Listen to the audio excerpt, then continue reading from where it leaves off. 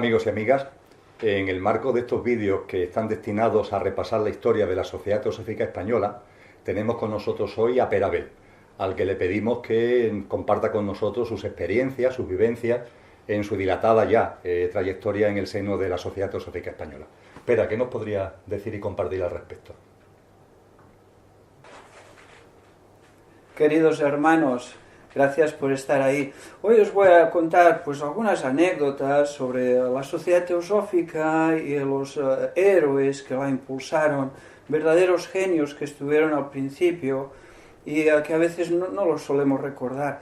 Yo lo que os puedo contar por mi propia experiencia fue cuando en el año 1935 en mi pueblo, que es Rubí, está cerca de Barcelona, en mi casa se recibió un paquete de libros de teosofía precintado y por correos, y los recibió a nombre de mi bisabuelo.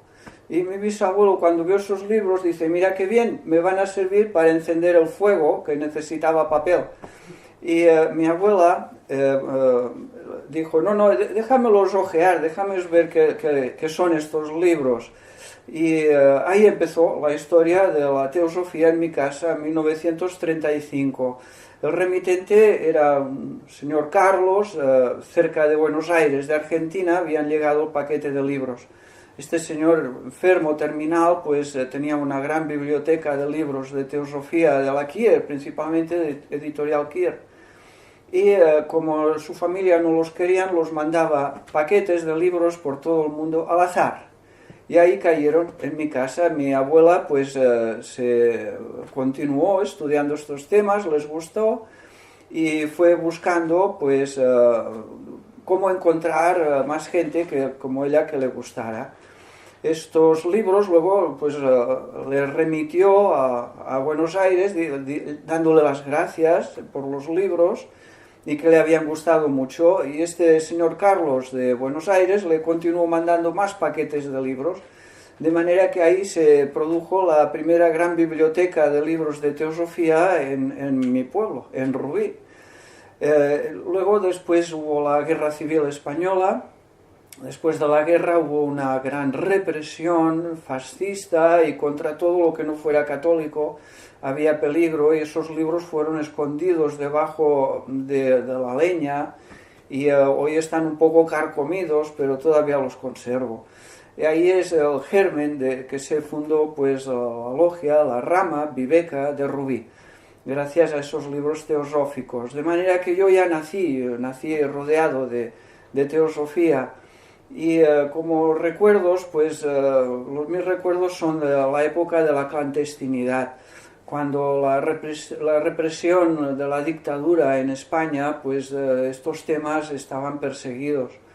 En Rubí teníamos una rama y teníamos que entrar de uno en uno y muy separados, y al salir nunca podíamos salir juntos, sino que salíamos muy separados uno del otro, para no despertar ninguna sospecha. Eso lo he vivido yo, de jovencito. Recuerdo también cuando se fundó el primer grupo de teosofía en Barcelona. Y estoy hablando del año 1965. En 1965 había plena dictadura y represión. Todos estos temas estaban... Bueno, no se podía reunir, de reuniones estaba todo prohibido. Pero en Barcelona había el consulado de la India, con quien los teósofos teníamos muy buena relación. El consulado tenía pisos franco para refugiados, para necesidades del consulado. Y el cónsul de la India se lo pedimos, y él se dispuso un piso que tenía en Barcelona, lo puso pues a disposición para que se realizaran actividades culturales. Y estas actividades las organizó una amiga, la recuerdo muy bien, Rosa Menasang.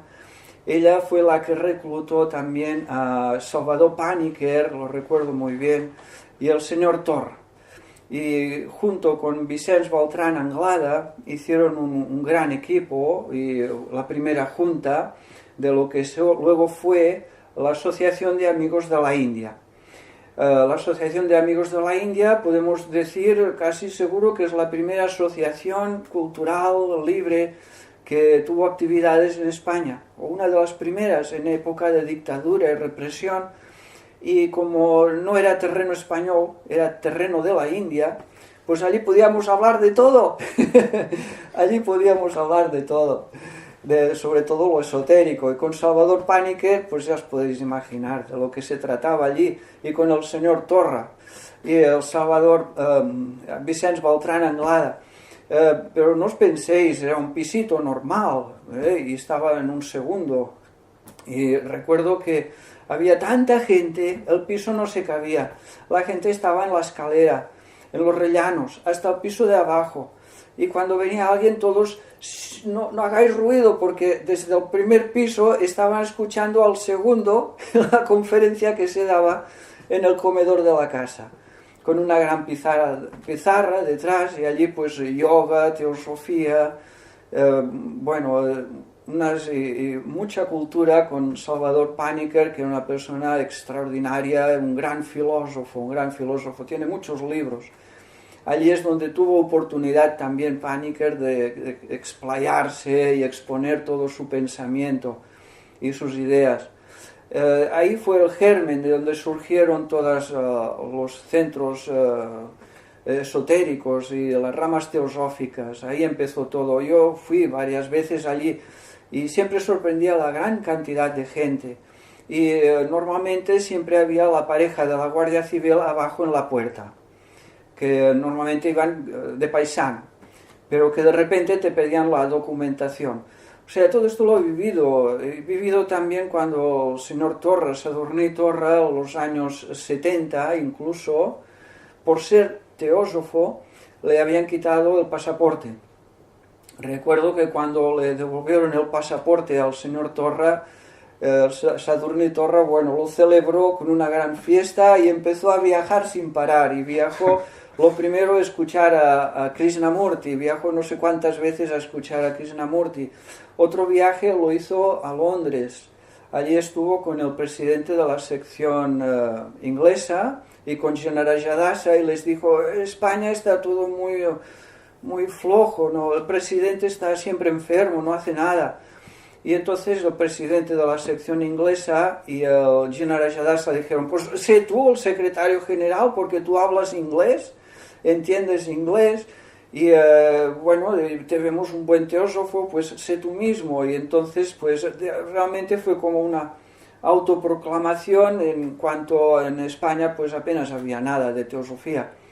Y el señor Torra, pues estuve con él, con todo el impulso, los primeros boletines de la Sociedad Teosófica, que luego fue la Sofía.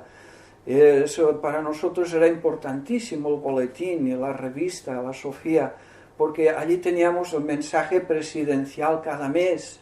El señor Torra, su mujer, traducían el mensaje presidencial. John Coates, en aquel tiempo había John Coates, luego vino Radha Varnir, y cada mes pues teníamos ese mensaje que nos mantenía unidos con Chennai.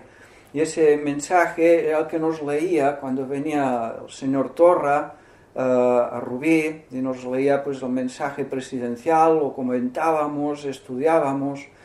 Y en Rubí siempre procurábamos combinar los mensajes teosóficos con un poco de algo de Krishnamurti.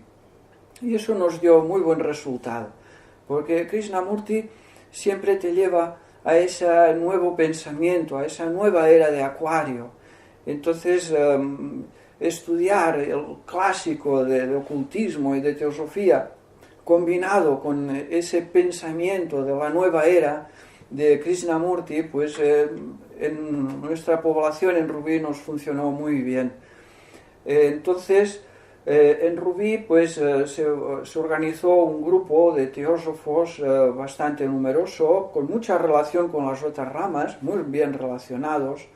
Recuerdo que también hacíamos encuentros en Sabadell, otra ciudad cerca de Rubí.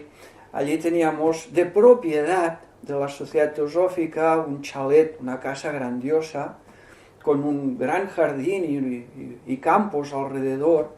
Allí hacíamos comidas y encuentros, y allí estuvo Rukmini Devi y Shinaraja Dasa, estuvieron en Sabadell, en esta casa de propiedad, donde el piso de arriba había muchas habitaciones alquiladas por teósofos, que podían ir allí a pasar el fin de semana, una torrecita a las afueras de Sabadell, y una inmensa biblioteca de libros valiosísimos. Allí pues solíamos ir pues los domingos.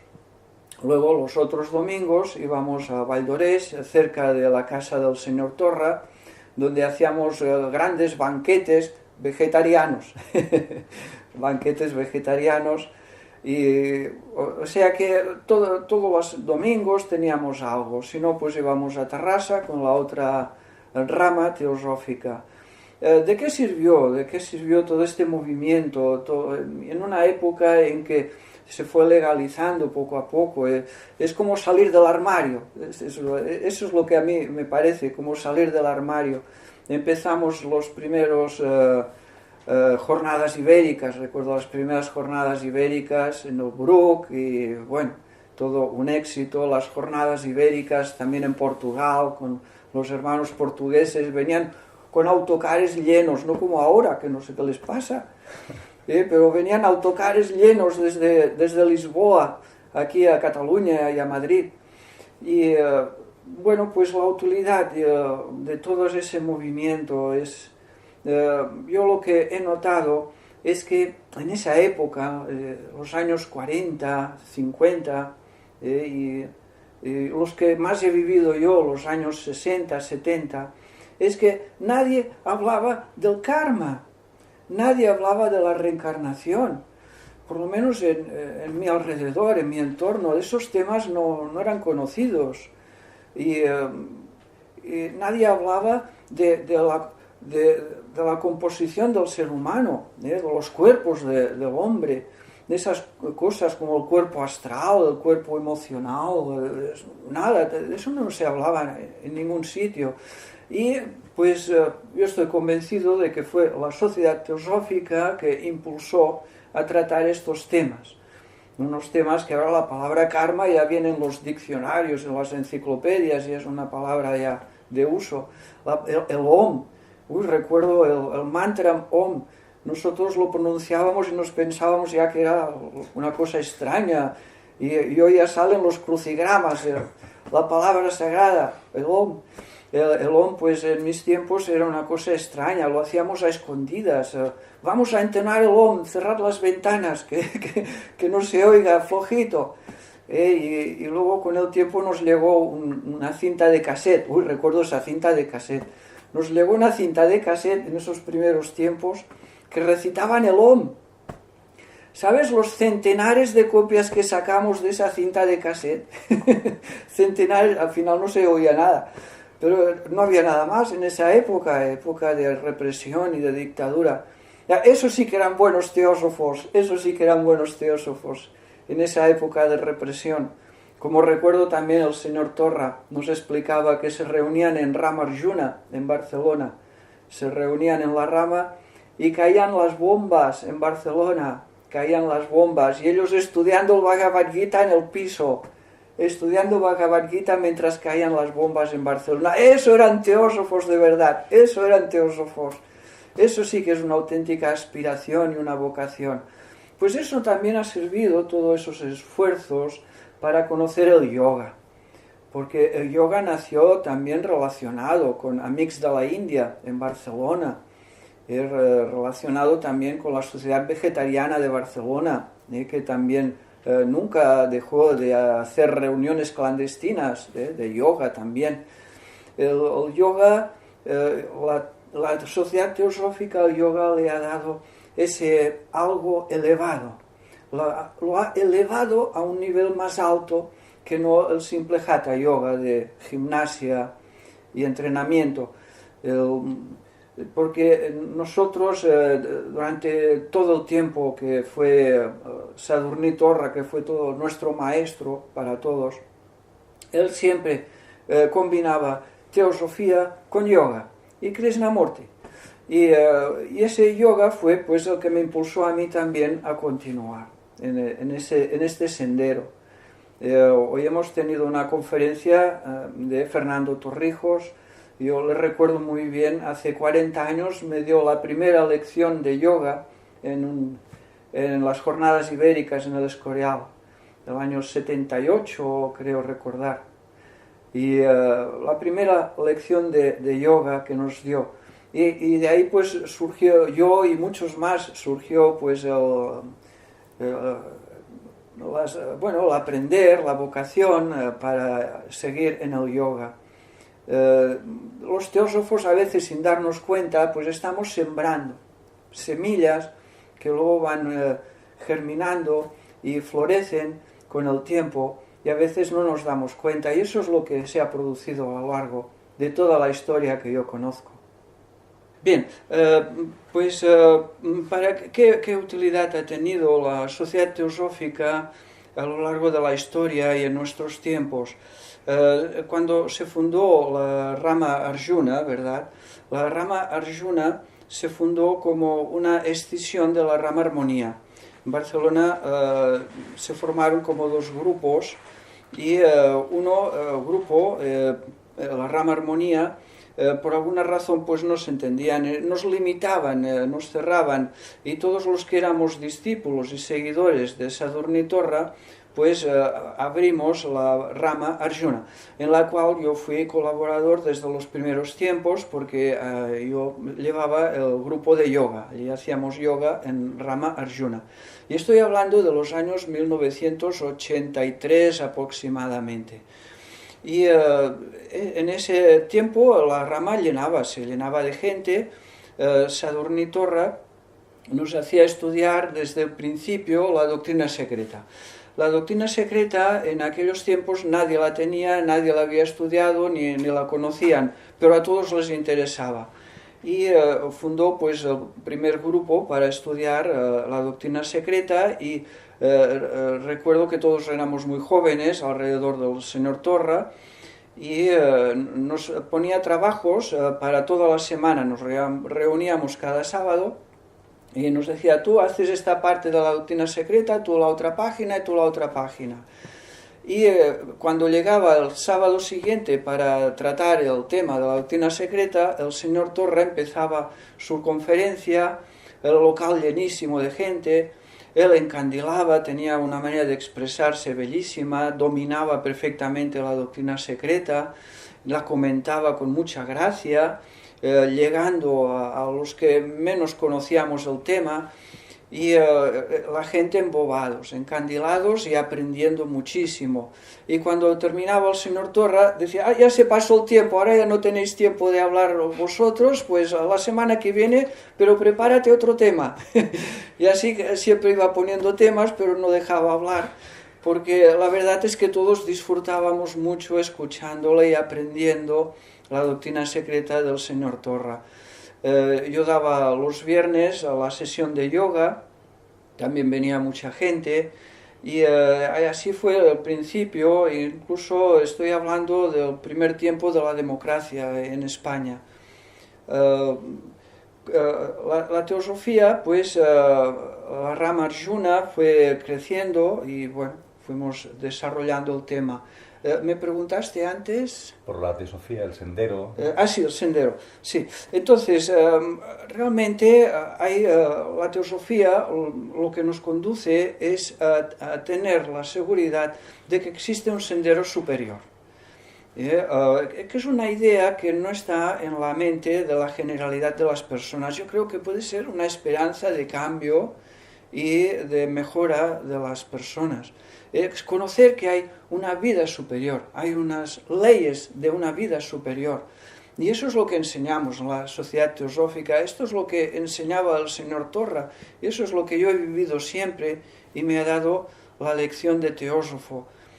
Cuando entras en la sociedad teosófica te das cuenta rápidamente de que existe un sendero superior, que no tiene nada que ver con el sendero mundanal que hasta ese momento has vivido. Te cuestionas muchas cosas, empiezas a pensar por ti mismo y sobre todo empiezas a seguir lo que te dice tu corazón, lo que te sientes dentro de ti mismo. Esa intuición, esa voz interior, empiezas a seguirla y entonces vas descubriendo que sí, que existe un sendero superior, un sendero espiritual, que tiene unas leyes superiores, espirituales, que no tienen nada que ver con las leyes físicas, mundanales. Y las vas estudiando, las vas aprendiendo y las vas siguiendo. Y entonces es cuando te das cuenta que en realidad la Sociedad Teosófica es un grupo de estudiantes que todos estamos haciendo el mismo camino y que somos imperfectos, realmente todos imperfectos, buscamos la perfección, no hay líderes, no hay ningún maestro, sino que compartimos las experiencias, las enseñanzas, lo que nos gusta, la sabiduría, lo vamos compartiendo uno con el otro. Y te das cuenta que la Sociedad Teosófica no deja de ser, en realidad, ese sendero probatorio del cual se habla muchas veces. Es un sendero probatorio que ya se daba en los misterios antiguos. Ese sendero probatorio ha existido desde todos los tiempos, ya desde los grandes templos de Egipto y de Grecia. Primero había que pasar el sendero probatorio. En ese sendero probatorio es cuando te juntas con los otros hermanos teosóficos, con los otros teósofos, cada uno con su carácter, sus opiniones, su manera de ser, y ahí es donde al principio todos muy amables, pero luego van habiendo fricciones y vas viendo que tu conocimiento pues no está al nivel de los demás, que algún otro te supera, o que tal vez hay recelos, y todo eso pues te va poniendo a prueba. Y también pone a prueba tu teosofía, tu manera de distribuir, de enseñar, tu manera de expresar tu teosofía, hablando y comunicándote con los demás miembros. Y superando pues el carácter, los egos, porque en la Sociedad Teosófica están todos los egos, más altos, más bajos, graves o fáciles, difíciles, están todos los egos ahí. Y entonces ese es el verdadero sendero probatorio. Sendero probatorio que te puede llevar pues unos años. Cuando entras en la Sociedad Teosófica ya te dan un papelito que te dice pues que con el tiempo pues puedes acceder a un nivel superior, a una escuela interna, pero primero tienes que pasar ese sendero probatorio. En ese sendero probatorio, además de relacionarte con los demás miembros, te verás de alguna manera obligado a estudiar esos temas que son fundamentales y básicos en el sendero probatorio, sin los cuales no se puede acceder. No basta con meditar muchas horas, no basta con ser bueno, con pedir la paz, no basta con eso. Hay que tener un conocimiento básico, hay que tener unas ideas claras, unos argumentos que defender. Y ese conocimiento fundamental, imprescindible, está en el conocimiento de ti mismo. Saber la composición del ser humano, de los vehículos y cuerpos del ser humano. Es que es fundamental. Sin eso no tienes argumentos, no tienes base, no tienes fundamento. Tienes que conocer de qué está compuesto el ser humano para poder hablar en cualquier sitio, ser bien recibido en cualquier parte que vayas, conociendo lo que es el ser humano, conociéndote a ti mismo y conociendo también el karma y la reencarnación, porque sin saber lo que es el karma y la reencarnación, todo lo demás será oscuro, todo lo demás será dificultoso, no lo entenderás, porque es la clave para entenderlo todo. Karma, reencarnación, conocimiento de sí mismo. Y eso en la Sociedad Teosófica te va llevando a los tres grandes cambios de todo teósofo. El primero es transformar tu vida, transformarte a ti mismo. Hay que cambiar, hay que transformarse, regenerarse. El segundo cambio es renunciar, sacrificar. Y te darás cuenta que renunciando a muchas cosas ganas en salud, ganas en memoria y ganas en amistades, renunciando a muchas cosas de las que ahora te parecen imprescindibles. El segundo paso. Y el tercero es el conocimiento. Sin el conocimiento no eres útil. No puedes argumentar, no puedes dialogar, no puedes expresar las ideas más elevadas. Entonces el conocimiento, todo eso lo aprenderás en la sociedad teosófica como sendero probatorio. Pero ten claro que más allá de la sociedad teosófica hay un sendero superior, unas leyes superiores, un sendero del discipulado. Y ese sendero del discipulado, tarde o temprano, querrás entrar en él, porque todo te va a ir llevando, porque todos los conocimientos y todas las enseñanzas de la sociedad teosófica están impulsadas, inspiradas y creadas por maestros de sabiduría. Y tú, si vas siguiendo esas enseñanzas, te van a llevar a él, a tu maestro, porque cada uno tiene un maestro y tarde o temprano le vas a conocer. Y eso es el sendero del discipulado. Pero para llegar a ello, primero, el sendero de la sociedad teosófica, que no es un sendero de rosas, y a veces no todos son amables, a veces hay roces entre uno y el otro. Y eso pues pasaba ahora y pasaba en los misterios de Grecia y en los misterios de Egipto, y hay que superarlo.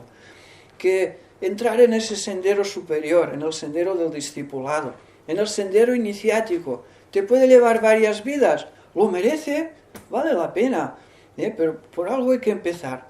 Y la sociedad teosófica tiene la mejor puerta, la mejor entrada que puedas tener. Te lo recomiendo, esfuérzate y encontrarás esa puerta donde llamar algún día o en alguna vida, porque nuestros libros de teosofía, ten por seguro, en la próxima vida, cuando vuelvas a reencarnar, estarán allí.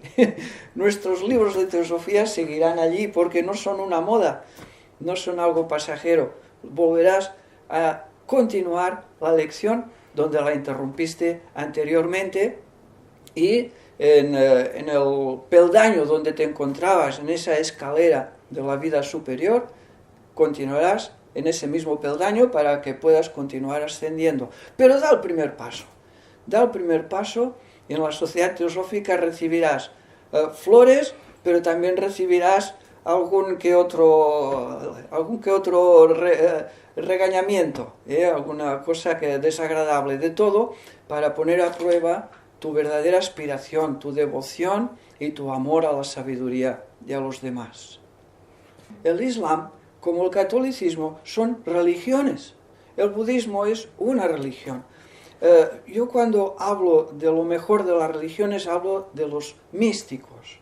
Hablemos de los místicos del Islam, hablemos de los místicos del cristianismo, hablemos de los místicos del budismo. El misticismo es equivalente al teósofo, no el religioso. Entonces, en el Islam, lo mejor que ha tenido el Islam son los místicos, y todos los místicos en el Islam se han ido a la escuela de los derviches, a la escuela de los sufís. En España pues hemos tenido una importante escuela de sufís y de místicos en Córdoba, creo que sí, en Córdoba. Córdoba fue una escuela de místicos, de sufís, que se expandió por todo el imperio musulmán.